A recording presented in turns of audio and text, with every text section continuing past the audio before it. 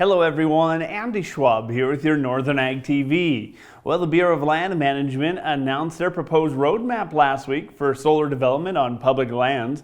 The plan will guide the BLM's management on solar energy proposals and projects on public lands, and actually makes over 31 million acres of public land across 11 western states available for those potential developments. Now, they are going to say that they're going to steer project proposals away from the areas where they may conflict with other resources or uses.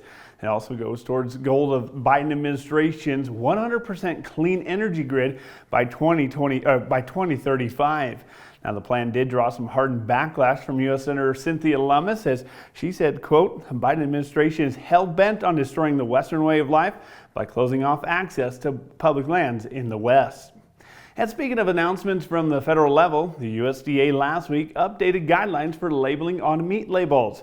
In their updated guidelines, the FSIS, or Food Safety Inspection Service, strongly encourages the use of third-party verification or certification to substantiate the animal raising claims or environmentally related claims. Now, the guidance recommends that the use of negative antibiotic claims should implement routine sampling or testing of the programs prior to the slaughter, or obtain that third-party certification, which includes the testing. USDA is also publishing a peer review of that, and with the complete results coming out in the near future, they say. Well, NDSU and SDSU will be hosting the Dakota Performance Ram Test at Hettinger Research Extension Center on September 20th. That's going to be the starting day of the 140-day performance test, which provides valuable insight into economical input for the heritable traits for those producers' knowledge. Those new traits this year will be the precision technology of individual ram feed intake, the feed efficiency, and the metabolic gas emissions. Those producers' registration is required, and those forms can be found on our website, northernag.net. Last but not least, fire relief efforts continue around the Northern Ag Territory. Last week, Buffalo Livestock raised over $41,000 for fencing supplies in a rollover auction. Looking ahead, St. Onge Livestock will also hold their own rollover auction at their sale this Friday, and those proceeds are going to those affected producers. That full list of ways you can donate and other relief efforts are on our website as well. Well, let's take a 30-second break and come back to look at your ag markets. From the beginning, we've worked closely with farmers. BNSF's ties to the agricultural community go back 175 years. Together, we've innovated to make the U.S. agriculture supply chain one of the most efficient and productive in the world. Our strong relationship powers BNSF still today and helps us move the nation like no one else can. At BNSF, we move the nation for you.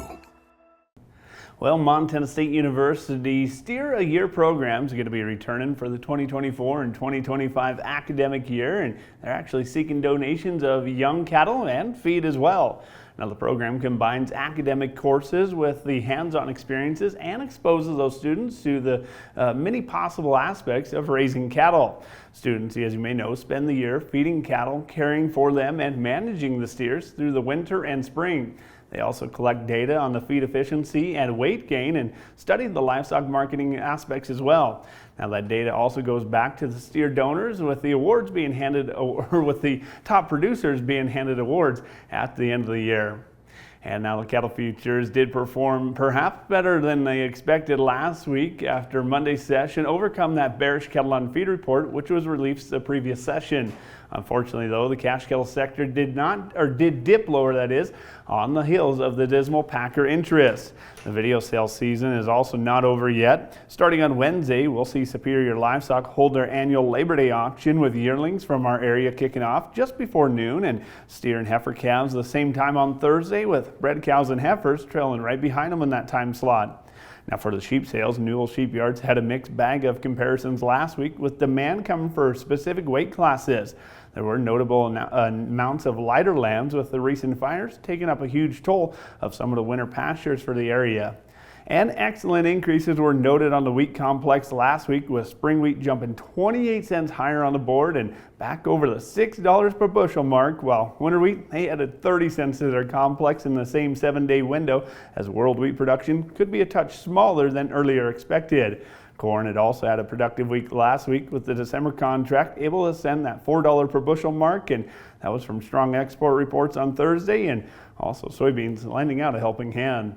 Well, that's all for our Northern Ag TV. I'm Andy Schwab. Have a great rest of your day.